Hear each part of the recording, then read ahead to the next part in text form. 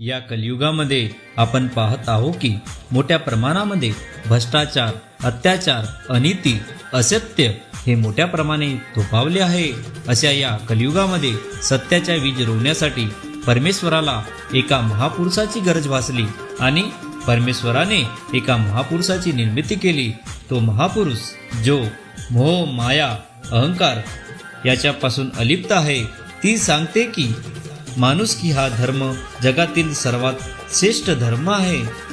जे का रंजले का गांजले त्याची मने जो आपुले, तोची साधू खरा ओळखावा। या म्हणीप्रमाणे दिन दुबळ्या दुखी कष्टी मानवाला अंधश्रद्धा आणि अनेक वाईट व्यसनापासून दूर करणारे निष्काम कर्मयोगी म्हणजेच महान त्यागी बाबा जुमदेवजी यांच्या 105व्या जयंतीनिमित्त तुम्हा सर्व सेवक सेविका बालगोपालांना खूप खूप शुभेच्छा।